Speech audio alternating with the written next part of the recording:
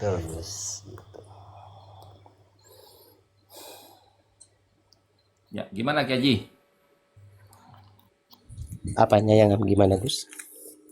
Ya, ya lanjut, kita lanjut, tetap semangat karena sudah sejak lama ya mereka ini mengatakan bahwa orang-orang yang mempertanyakan nasabnya Ba'alawi selain daripada sudah lepas daripada konteks agama dan banyak yang lainnya lagi juga mereka mengatakan orang-orang yang membahas nasabnya Ba'alawi ini sudah terkontaminasi dengan apa namanya? Dengan Zionis. Nah, gitu kan. Lalu kemudian ditunggangi oleh orang-orang yang punya kepentingan untuk merusak agama Islam. Jadi menurut mereka dan para muhibbinnya itu, kita yang membahas masalah nasab yang kemudian punya keterkaitan dengan nasabnya Ba'alawi itu adalah orang-orang yang merusak agama Islam katanya, memecah belah umat. Nah, ini kan narasi-narasi botol. Sejak kapan ketika ada seseorang kemudian bertanya, mengkritik, ya, mempertanyakan tentang suatu hal, kemudian dianggap sebagai bukan dari bagian Islam dan pemecah belah umat. Nah, ini tidak pernah kelar narasi-narasi seperti ini yang mereka sampaikan, baik dimanapun juga. Wah, itu kan sudah ini katanya. Itu urusan politik ditunggangi oleh orang-orang yang punya kepentingan untuk merusak negara, untuk memecah belah umat, untuk kemudian merusak akidah dan sebagainya. Pokoknya mereka nih ngalor ngidul gitu. Padahal playing victim mereka itu memutarbalikkan fakta. Nah iya, Playing victim. tujuannya saya ke situ. Karena Memang belum sampai ya? iya.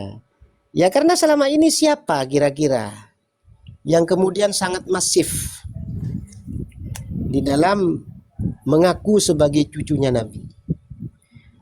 Ya kan? Menggaung-gaungkan selama ini siapa? Ada apa? Untuk apa? Gitu kan? Jadi selalu ada pertanyaan di situ. Karena klan ini betul-betul masif sejak tahun berapa itu? Ya intinya yang paling yang kemudian muncul di publik secara global itu ya tahun 2000 lah gitu. Sebelumnya kan jarang orang-orang seperti itu menyuarakan. Nah, kemudian muncullah ujung tombak daripada mereka ini yang kemudian kita kenal siapapun orangnya itu ya kita semua tahu. Yang sangat vokal di panggung-panggung tapi urat-urat lehernya itu seperti seperti tamparnya perahu yang sedang jangkar gitu kan. Teriak-teriak di atas jalan sampai mendelik-mendelik sampai keluar air mata, matanya merah seperti orang lagi marah banget gitu. Alasannya kan marah memang karena Allah katanya. Tapi kan tidak seperti itu juga. Jadi kita sudah dapat membuktikan dan dapat mengetahui bahwa siapa sebenarnya di sini yang punya kepentingan. Sedangkan tidak ada satupun secara publik ya kiai-kiai Nusantara, ustadz-ustadz Nusantara itu mengaku sebagai cucu Nabi. Tidak ada secara publik.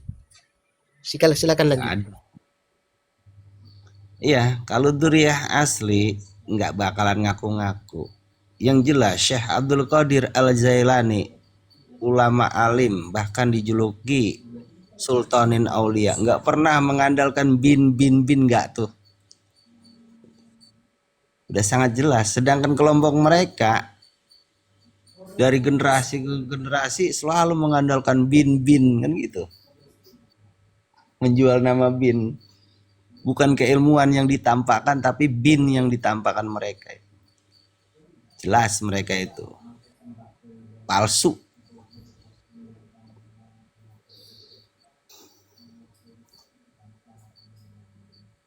Pandai playing victim.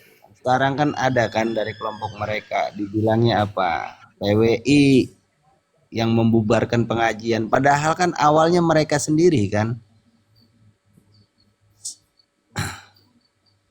yang melakukan pembubaran pengajian.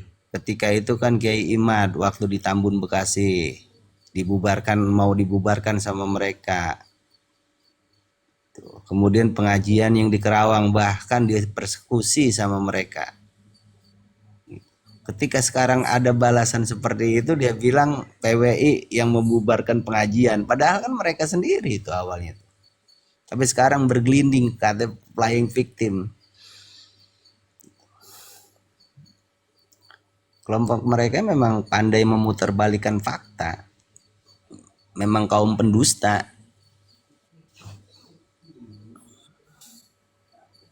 Ya, tapi sekarang masyarakat sudah tahu sih dengan adanya para kiai di sini menerangkan itu, alhamdulillah.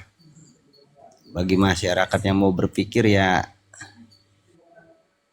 bisa diterima gitu, karena secara ilmiah ya manusia kan sesuatu yang masuk akal kan akan mudah untuk diterima gitu ya.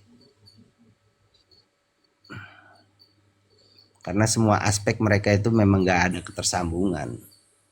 Jelas Ya, mereka itu memang ya bangsa. karena gini Ustaz. Mm. Ya mohon maaf ya saya potong, mohon maaf banget. Monggo. Ya karena begini, di dalam kehidupan akhir-akhir ini, terutama yang di negara kita tercinta Indonesia kan, karena memang terlalu banyak kebutuhan dan kepentingan di dalam menapaki kehidupan ini, maka jalan satu-satunya atau jalan pintas untuk mendapatkan sebuah keuntungan, sebuah pengakuan, dan apapun itu bentuknya, yang penting orang itu menjadi seorang tuan ya satu-satunya jalan ya harus terus secara masif mengaku sebagai keturunan Nabi Muhammad. Kalau hanya sebagai keturunan Nabi saja, ya Nabi Adam kan, kita semua keturunan Nabi Adam atau Nabi Nuh gitu kan. Tapi yang namanya mengaku sebagai zuriat Nabi Muhammad, wah itu luar biasa. Keistimewaan itu Kiai. Keistimewaan itu. Makanya dia tahu lah, makanya dia sampai begitu kan karena mempunyai keuntungan tersendiri itu Kiai. Makanya dia mengaku sebagai dzurriyyah Nabi karena punya keuntungan tersendiri. Memang benar. Istilahnya kan gini. Inna akramakum indallahi askakum kan.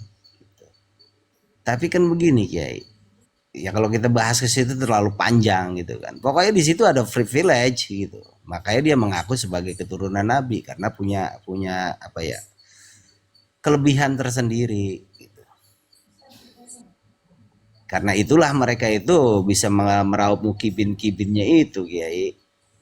Tanpa dia mengaku itu nggak ada Kiai. Secara keilmuan mereka itu nggak ada yang berilmu gitu. Bahkan ketua RA aja hukum makruh aja mereka itu dia itu nggak paham. Orang yang dia sanjung-sanjung tuh Umar bin Hafiz, coba gimana cara dia baca Al-Quran itu, tajwidnya aja itu udah berantakan itu Kiai. Coba. Betul. Gitu. Ya itulah tujuannya. Maksud dan tujuannya memang begitu, supaya dihormati, diagungkan, diposisikan lebih tinggi daripada yang lain. Itu tujuannya. Ya karena memang tidak ada lagi alternatif untuk menjadi orang yang mempunyai posisi tinggi daripada orang yang lainnya, terutama orang-orang pribumi.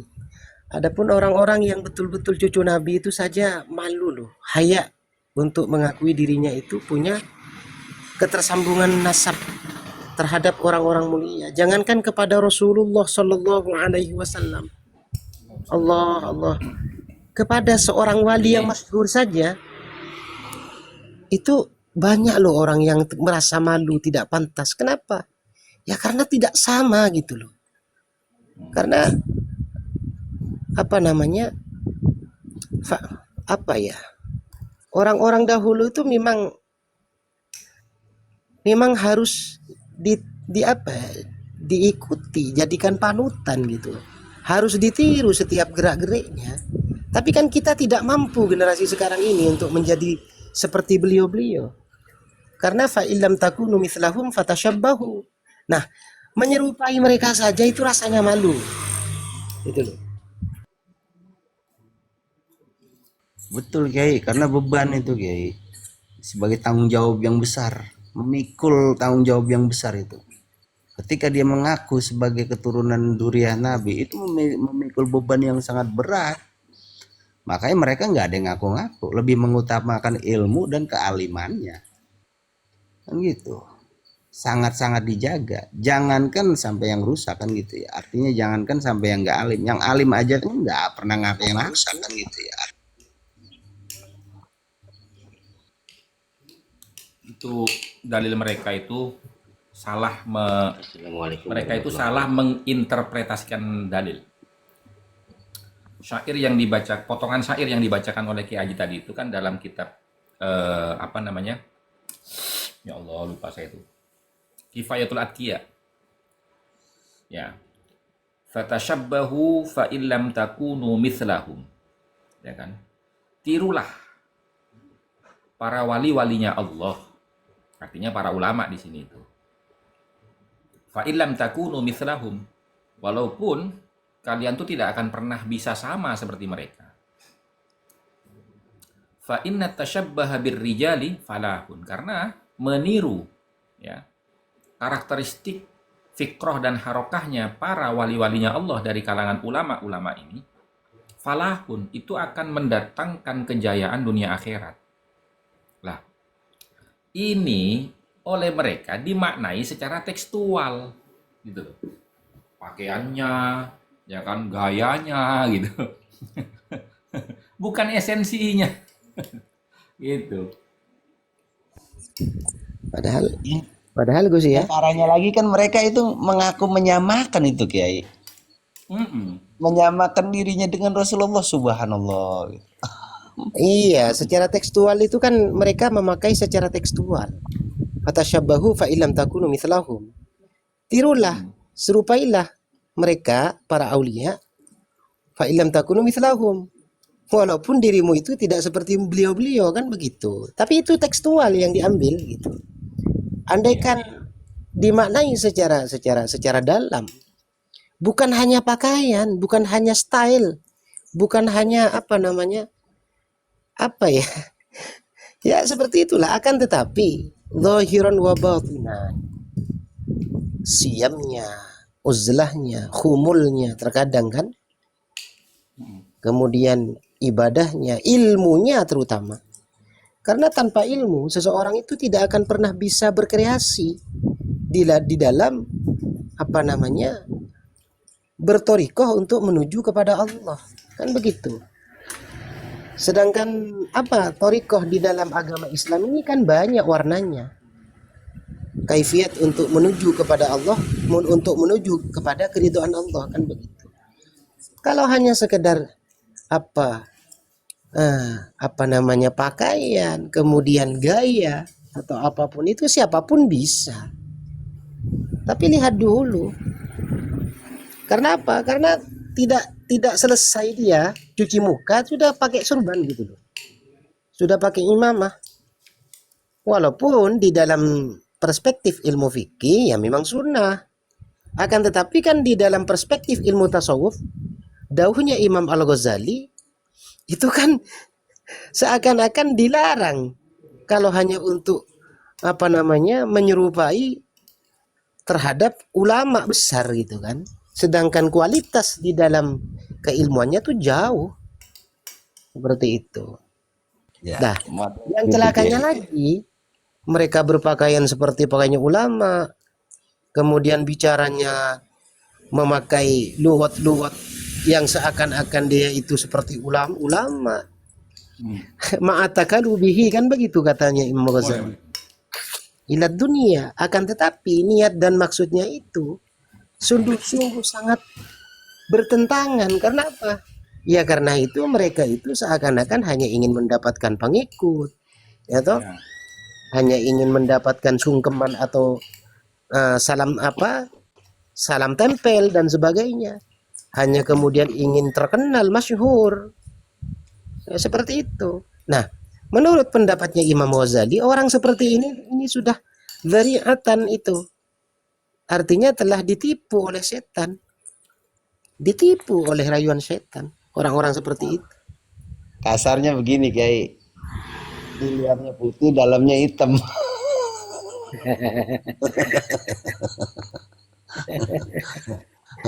Coba dong buat durian kan gitu. Buat durian itu seperti apa kan gitu.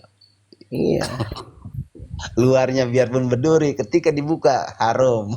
Dan salah satu contoh ya Ustadz Putrambun, mereka ini ketika jauh daripada pemerintah, mereka getol banget menghina pemerintah, ya kan?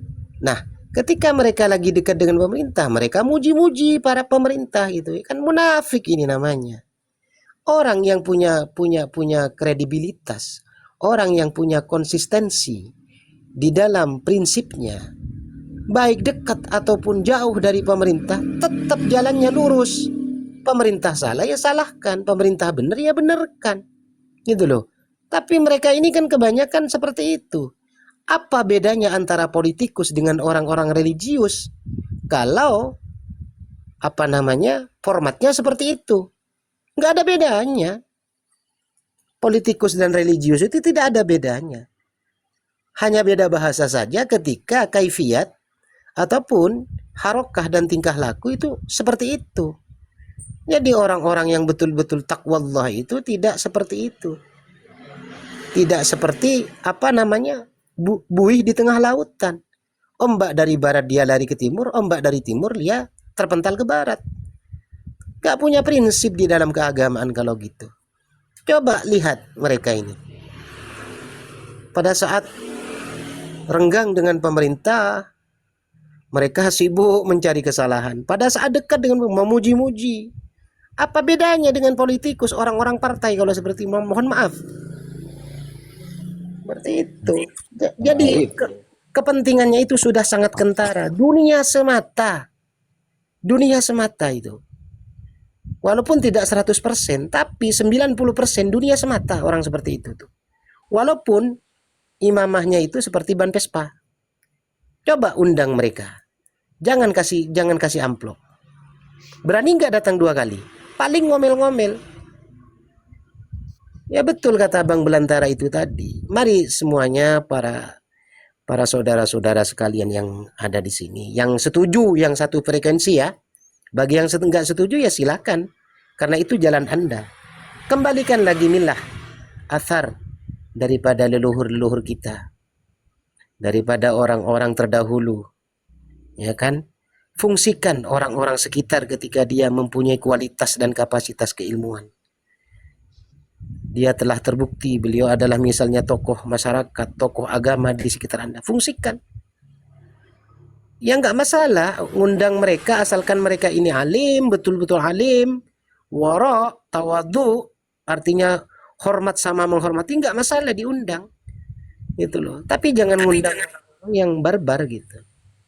Yang ngaji sama mereka Kiai pulang bukan membawa kedamaian tapi membawa kebencian. Ya karena apa? Karena topik di dalam narasi ceramah mereka itu ya selalu seperti itu. Kalau tidak membanggakan leluhur, mencela dan mencari kesalahan kiai-kiai Nusantara, mencaci dan mencela kesalahan pemerintah. Selalu diutak-atik seperti itu. Mana ada mereka menceritakan masalah hukum? Coba andaikan mereka ini betul-betul fun di dalam ilmu fikih, berbicara masalah kaifiat, bagaimana cara berwudu dengan baik, cara merawat jenazah dengan baik, menguburkan. Semua yang berhubungan dengan fikih di dalam fan fikih coba ceramahkan secara elegan sesuai dengan kebutuhan masyarakat. Bagi yang mempunyai kemampuan di dalam sejarah, silahkan ceritakan bagaimana indahnya Rasulullah, perjuangannya Rasulullah, akhlaknya Rasulullah. Jangan dibikin-bikin gitu loh. Di bidang orang-orang yang mempunyai keahlian di bidang hadis, rijalul hadis, silahkan. Dari asbabul wurudnya, mustalah hadisnya, periwayatan dan sanadnya, coba. Kalau di bidang ahli tafsir, silahkan. Bagaimana asbabun nuzul, nasikh mansuh dan sebagainya, coba uraikan itu. Jangan hanya koar-koar cerita leluhur mulu. Emang kami nggak punya leluhur? Sama punya leluhur. Cuma kami malu untuk menceritakan itu. Karena selain itu sangat tidak baik, hanya membanggakan leluhur. Takut ditertawakan kelelawar yang sedang terbang. Gitu loh. Jadi makanya kalau kiai-kiai kita, ulama-ulama kita, coba perhatikan. Ya setidak-tidaknya lah ada variasi memang. Karena itu adalah apa ya? Cara masing-masing di dalam menyampaikan dakwah. Akan tetapi lihat dominasinya. Kalau dominasinya hanya teriak-teriak, menceritakan leluhur, apa yang mau kita ambil di balik itu hikmahnya? Itu loh.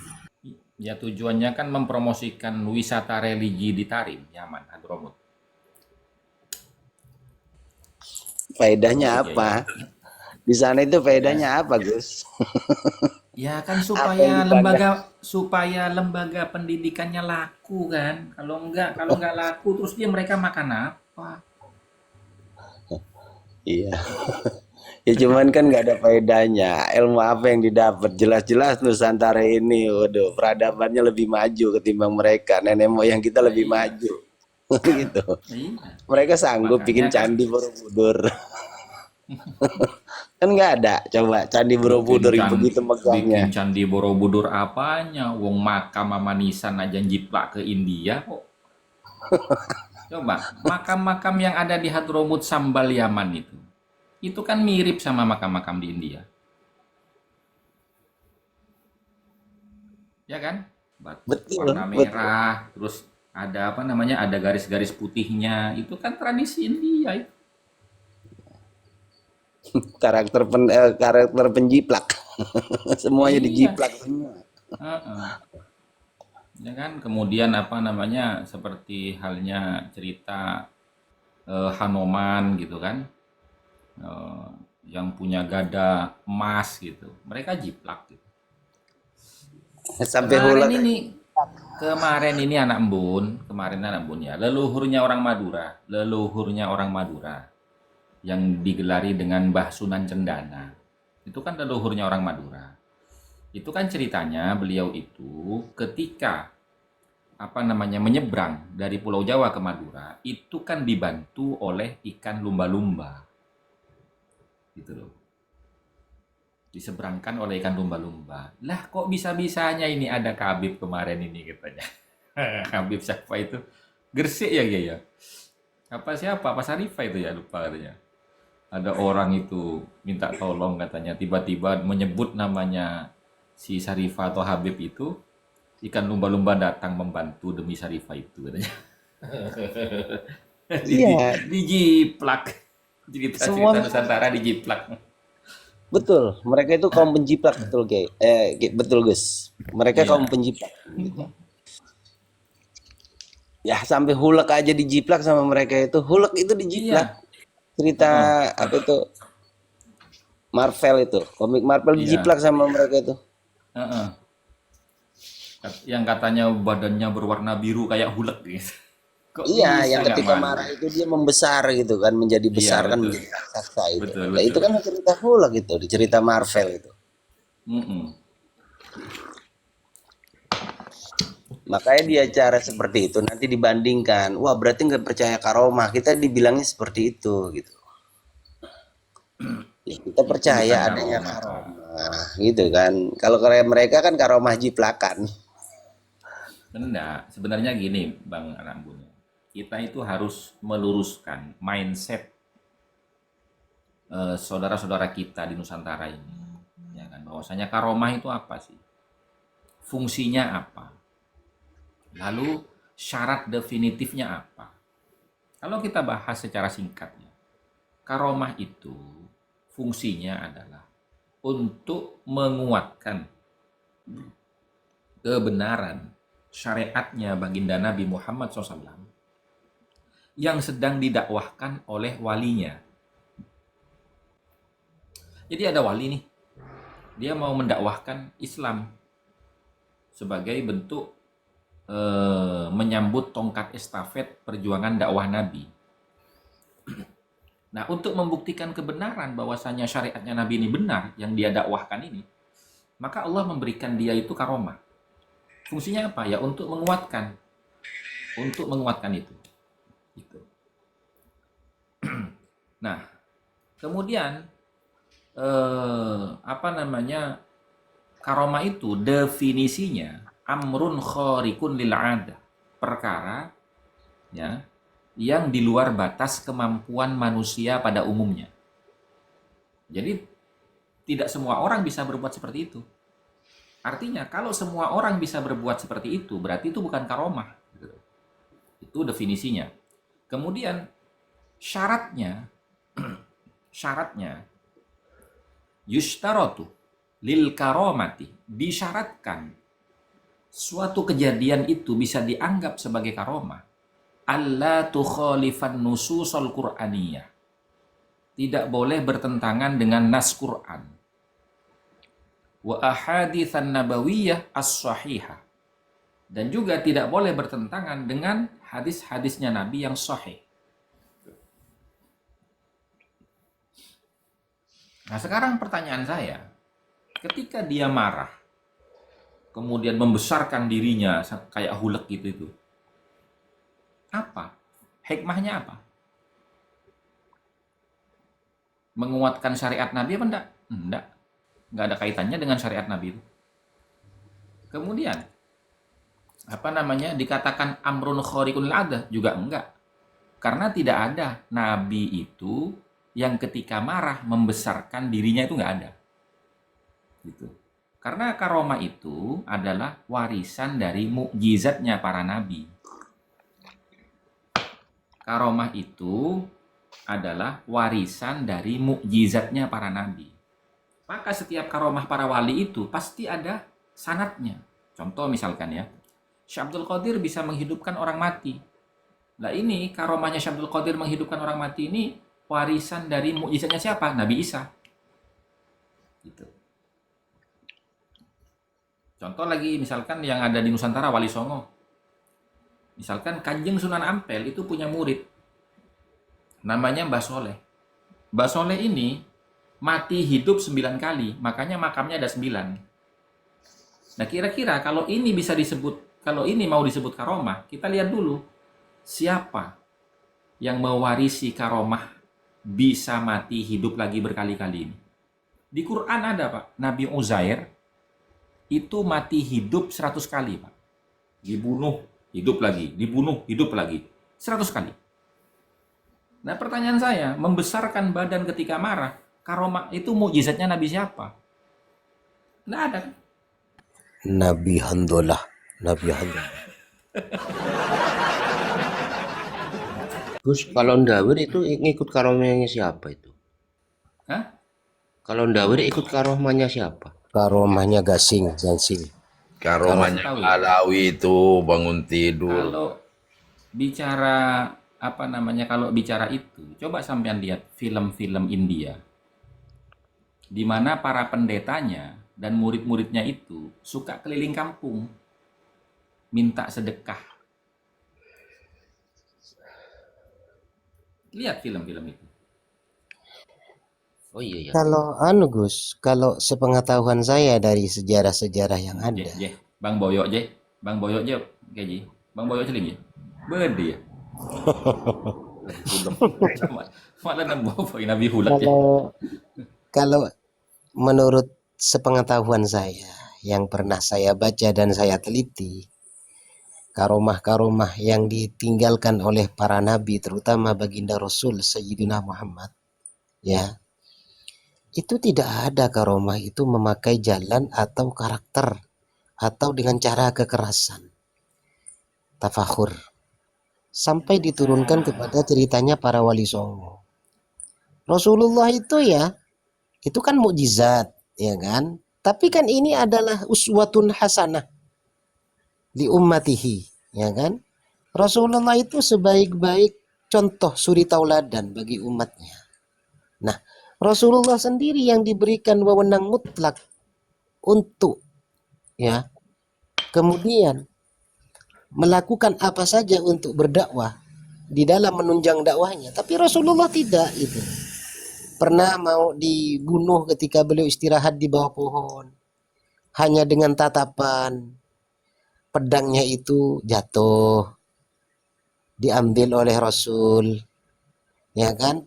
Dengan itu kemudian orang itu langsung memeluk agama Islam, ya, dengan kelembutan karomahnya Rasulullah. Rasulullah itu hanya menyebut asma Allah, kemudian musuh-musuhnya gemetar. Kemudian ketika Rasulullah mau hijrah dari Makkah ke Madinah, Sayyidina Ali sebagai wakil untuk beliau tidur di tempat tidurnya Rasulullah, dikepung oleh orang kafir Quraisy. Dia tidak bersuara baginda Rasul. Artinya apa? Artinya dengan kelemah lembutan dan ketawaduan. Maka kemudian dengan seluruh haliyah atau tingkah laku Rasulullah yang lemah lembut, hatta terhadap orang kafir sekalipun, ya, ini berbicara masalah kelemah lembutannya dulu nih. Tidak berbicara masalah ketegasannya Rasulullah dulu.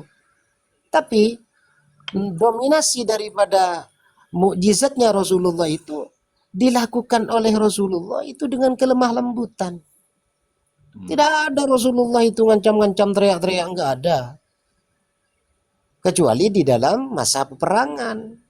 Itu pun Rasulullah itu sangat hormat terhadap musuhnya.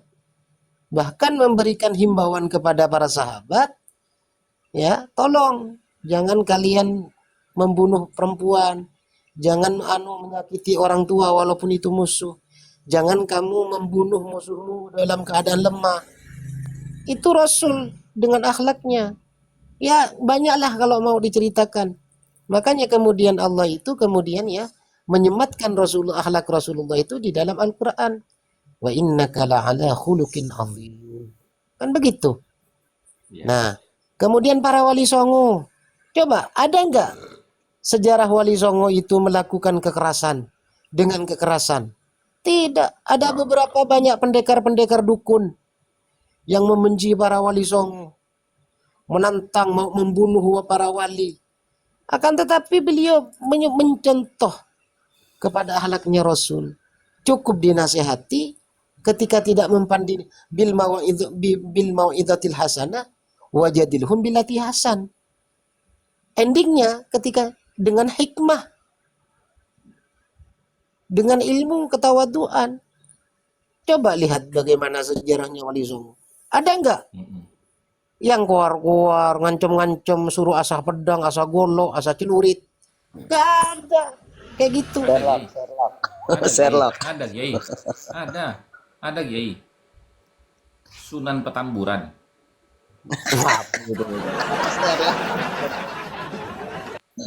Ayolah. Enggak, kita sama-sama buka mindset. Kita flashback ke sejarah orang-orang terdahulu yang notabene adalah orang-orang yang betul-betul uswah terhadap Rasulullah. Apa namanya, mengikuti Rasulullah, ittiba ala millati Rasulillah. Gitu loh. Ayo. Kecuali ada ketika ada orang ngeyel banget Iya kan. Kiai, saya lupa Kiai ya. Lupa Apa? saya Kiai. Tadi itu ya harusnya dimasukkan ke buku saya itu. Dalil tentang masalah ciri-ciri seorang wali dan karomahnya wali itu seperti apa. Itu dalam perspektif Islam itu, ya kan? Ya nggak usah lah, nanti fase berikutnya lah. Iya. Jangan diselesaikan sekarang. Biar Kiai, biar jadi 200 lembar gitu loh Kiai, kan tebel. Makin lah orang nunggu, Biar orang lagi nungguin. Jangan juga Gus Udah orang masuk. yang nggak pernah sholat, telanjang, lari-lari itu disebut wali itu jangan Gus. nggak bisa itu. Dulu itu gini teman-teman ya, dulu ya, mohon maaf ya. Dulu itu ada loh anak embun di Madura itu, ya kan, yang dianggap wali, padahal telanjang dia kemana-mana. Ya mohon maaf ya, sejak dulu saya salah satu orang yang tidak mau mempercayai kalau orang itu wali. Sekalipun orang itu pernah melihat dia punya keanehan, bisa ngeluarin duit dari kantongnya, padahal dia nggak pakai baju gitu loh. Cuman ngerogoh kayak seakan-akan orang pakai baju bisa keluar duit gitu. Saya nggak percaya. Kenapa? Karena prinsip saya itu sudah tertanam sejak kecil dari guru saya. Bahwasanya karomah itu tidak boleh melanggar daripada nas-nas Quran dan hadis-hadis Nabi yang sahih. Lah, sementara telanjang itu kan membuka aurat. Dan tidak ada mukjizat Nabi itu telanjang sehingga bisa diwariskan kepada wali yang telanjang tadi itu. Nggak ada, Pak.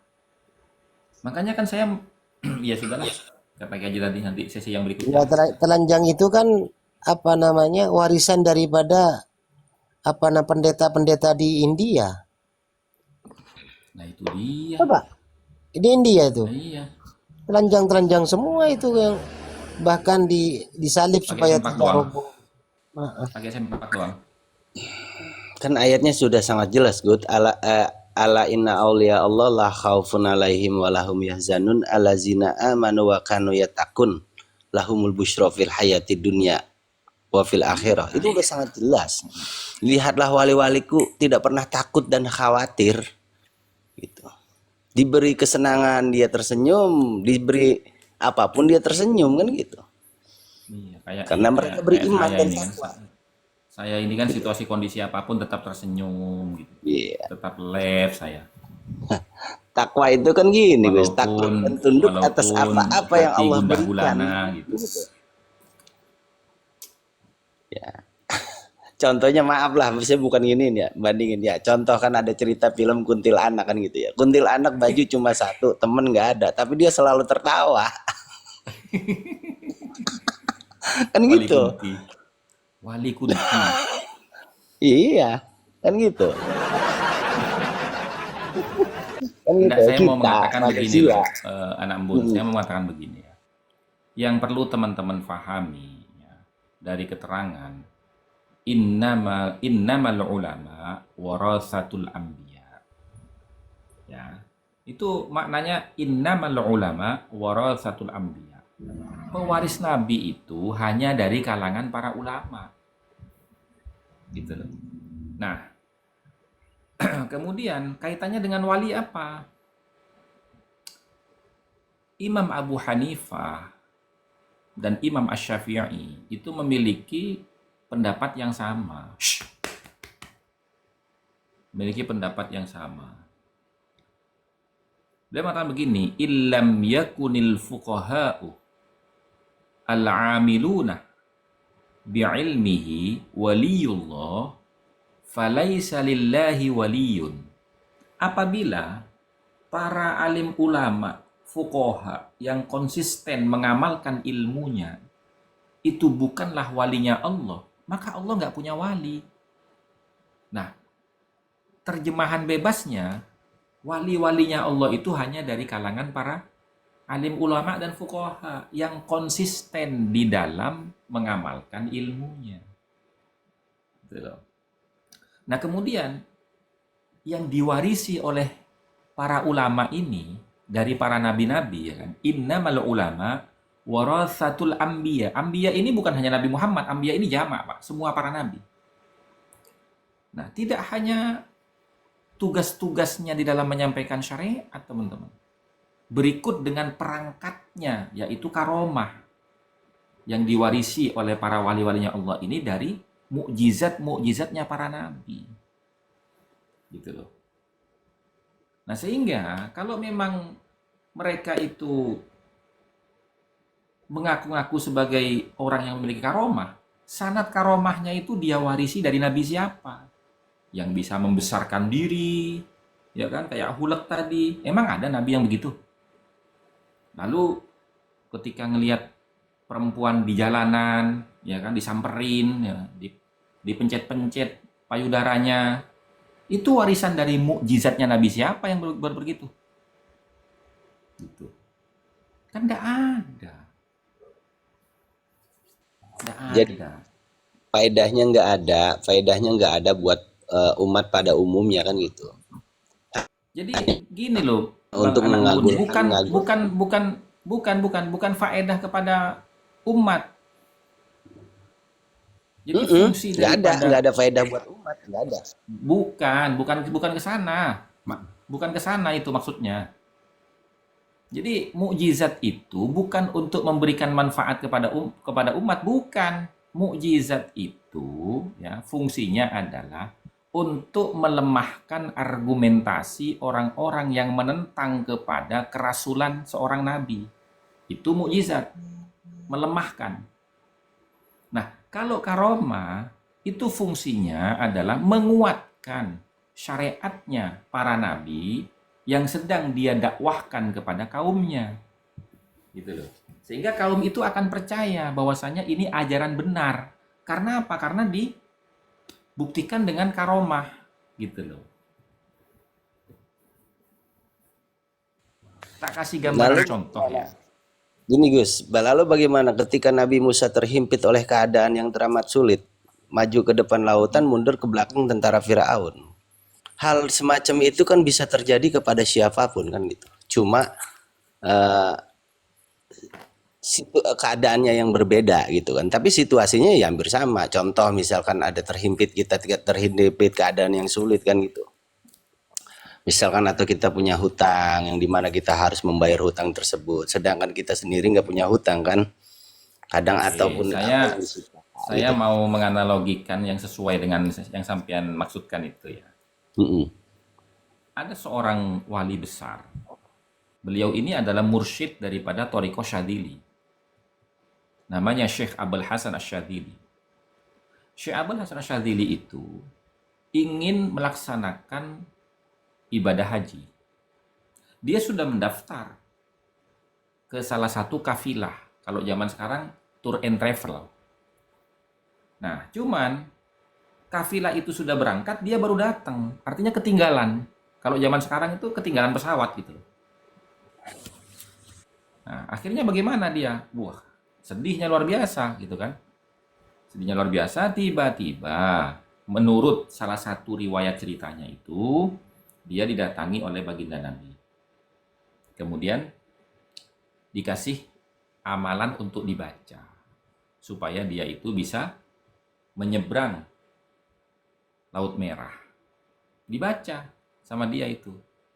Nah, dia berjalan di atas Laut Merah sampai menuju ke Saudi Arabia itu sekarang. Itu dia tidak tenggelam. Tidak tenggelam. Nah, makanya doa itu sekarang dikenal dengan Hizbul Bahar. Gitu loh. Nah, itu contoh. Berarti karomahnya Syekh Abul Hasan Asy-Syadzili itu bisa menyeberangi Laut Merah, ya kan? Itu mewarisi mukjizatnya Nabi Musa, menyeberangi Laut Merah. Kan begitu. Jadi karomahnya para ulama ini, para wali-walinya Allah ini, ketika kita tracking itu ada sanadnya. Nah, sementara dari kalangan Ba'alawi ini sanadnya kemana? Coba tolong jelaskan gitu. Dan itu nggak ada satupun yang mampu menjelaskan. Gitu. Nah, kemudian ini ya yang perlu diperhatikan sama teman-teman ya. Gagalnya mereka di dalam memahami sebuah konteks hikayat. Ya, perdebatan antara kelompok Kiai Imad dengan pendukung Ba'alawi yang diwakili oleh Ibnu Khodi dan Kiai Fattah itu memperdebatkan apakah ini bisa dikatakan karomah, memelintir payudara wanita yang katanya hikmahnya bisa menghilangkan syahwat zina dari perempuan itu ketika payudaranya dipelintir oleh Habib Al-Haddar itu. Lalu Ibnu Khodi dan Kiai Fattah ini menganalogikan, ya kan, kepada kejadian Nabiullah Khidir alaihissalam dengan Nabi Musa. Karena dia menganggap bahwasanya memelintir puting payudara wanita itu kan haram hukumnya dalam Islam. Wala taqrabuz zina ayatnya. Lalu dia menganalogikan dengan Nabiullah Khidir dan Nabi Musa, di mana Nabi Khidir itu juga melakukan hal yang terlarang dalam Islam, yaitu membunuh anak kecil dan merusak kapal orang lain tanpa sebab. Nah, lalu yang mereka lupa ketika membuat analogi itu, apakah syariatnya Nabi Khidir itu sama dengan Nabi Muhammad? Kan beda. Itu yang pertama. Dan Nabi Khidir tidak ikut syariatnya Nabi Musa. Nabi Khidir itu punya syariat sendiri. Karena dia bukan orang Bani Israel. Bukan. Gitu.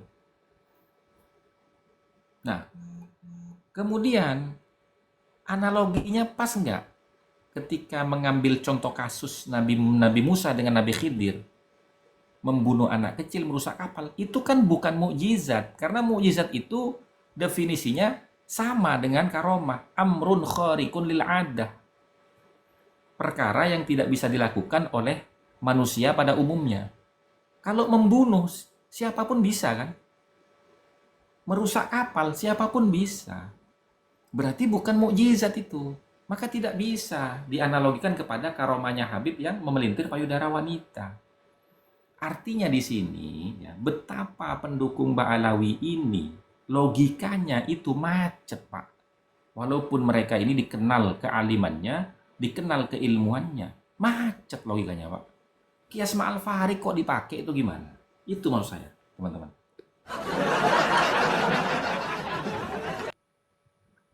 Ya kalau apa yang dilakukan oleh Nabiullah Khidir yang diceritakan di dalam surah Al-Kahfi, ya itu wahyu, itu langsung perintah dari Allah itu. Nah, iya kan bukan mukjizat, Kiai. Bukan karomah.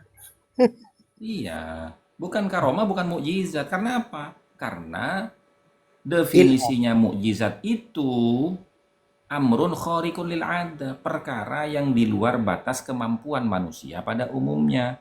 Nah, sementara membunuh anak kecil seperti Nabi Khidir di hadapan Nabi Musa dan merusak kapal, itu semua orang bisa lakukan, gitu loh. Iya. Dan insya Allah kalau memahami isi daripada ayat yang di dalam surah Al-Kahfi, bagaimana perjalanan Nabiullah Khidir yang ditemani Nabi Musa, itu paham. Di situ ada kalimat. Ini kita nggak perlu mengambil hikmah daripada kejadian itu, ya. Yang saya maksudkan itu, apakah bisa perilaku Nabiullah Khidir di hadapan Nabi Musa membunuh anak kecil dan merusak kapal itu dianggap sebagai mukjizat? Enggak. Itu bukan mukjizat. Itu perintah dari Allah Subhanahu wa taala. Makanya kan wa ma fa'altu illa min amri, gitu kan? Saya tidak melakukan ini semua berdasarkan keinginan saya, kecuali min amri rabbi, kan gitu loh. Perintah Tuhan gitu. Nah, kenapa Nabi Musa itu protes? Ya karena syariatnya Nabi Khidir dengan Nabi Musa beda, Pak. Beda syariatnya itu.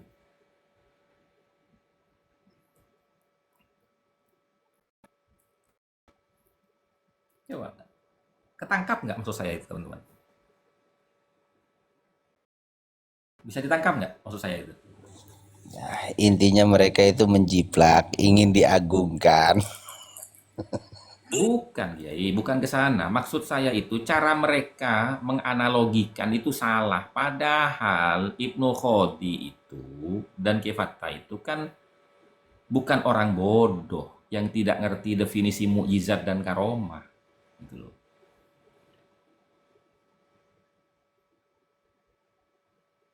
Itu kan bukan mukjizat, bukan karomah itu.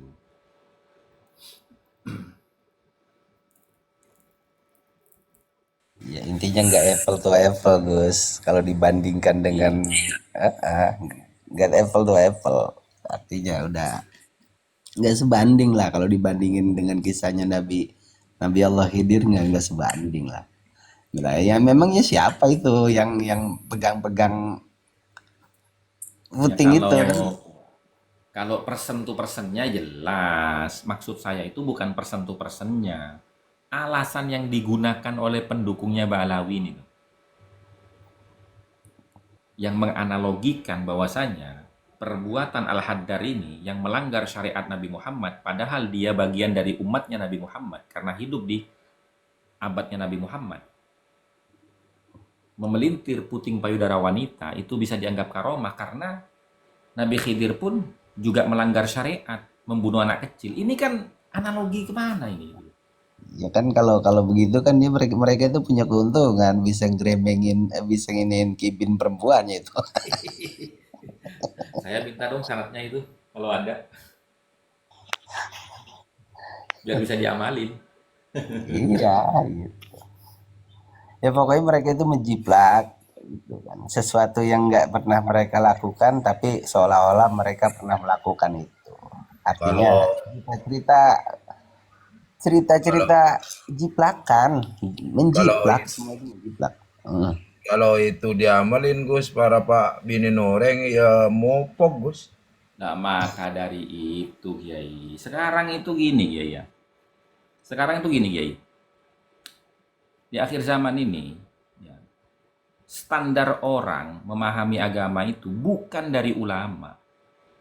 Tapi apa? Dari media sosial. Standar TikTok lah, standar IG lah, standar Facebook lah. Jadi potongan-potongan video itu yang mereka jadikan pedoman. Itu betapa bodohnya orang zaman sekarang. Wong kita nggak jelaskan siapa mereka, terus berdasarkan apa, penafsirannya siapa, pendapatnya siapa. Makanya sekarang itu banyak para kiai-kiai, para gawagis itu membuat akun media sosial itu untuk apa? Ya untuk mengkanter orang-orang itu. Yang dengan seenak jidatnya itu hanya mengandalkan penampilan di depan kamera berbicara agama.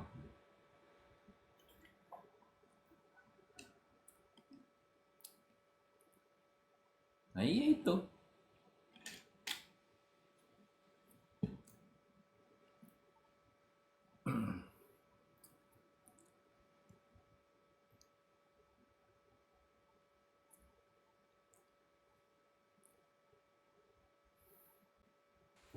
Itu kan jelas Gus, penipu yang dibungkus agama gitu. Mereka kan seperti Iya. itu, memang karakter mereka ya seperti itu. Dari zaman ke zaman gitu. Itu makanya Kiai Tujuannya Haji itu sekarang buka warung dia. Dia mau ngebungkus para kibin-kibin itu. Udah nyiapin atau kantong kan plastik. kalau ilmu itu kan seperti halnya pedang kan, siapa yang menggunakan itu kan. Ya Haji, kalau kibin beli campur racun itu biar habis kibin itu. Bah, sampean Kiai. Ya Pak Bumi bayangku ngajari orang yang ngeracok. Siya nga jiking taran na kibin eh. Bidirin saking dongkol eh.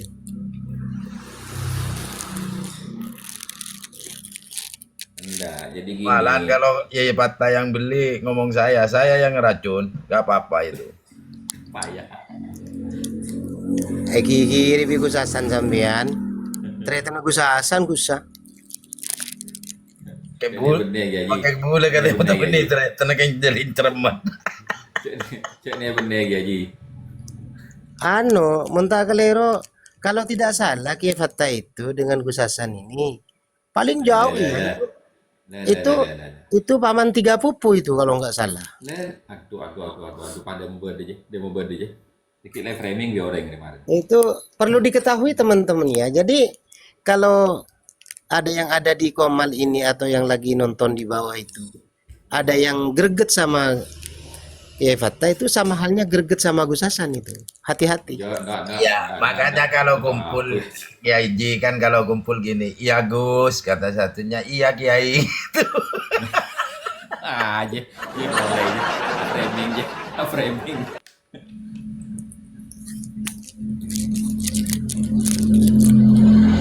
Ya sudah hampir 5 tahun ini berjalan ya. Cek ring saya orang Jogja, Kepata orang Mekano Sampang. Sudah hampir 5 tahun berjalan. Aduh ya, Paku Bumi keponakan Lutfi bin Yahya. Darta. Saya, saya Beb. Saya baru bangun tidur, Beb. Nggak ngomal, Beb. Ya Bang Darda aja lu waduh. 5 5 tahun tahun berjalan gimana Ki Haji? luar biasa Kiai ya. Iya, 5 tahun 5 sudah tahun. berjalan, dampaknya sangat luar biasa. Padahal mereka itu membangun sudah ratusan kan, 1 abad Iya. lebih mereka itu. Yang Sekarang 5 tahun. saya heran tuh begini, saudara-saudara, tuan-tuan sekalian.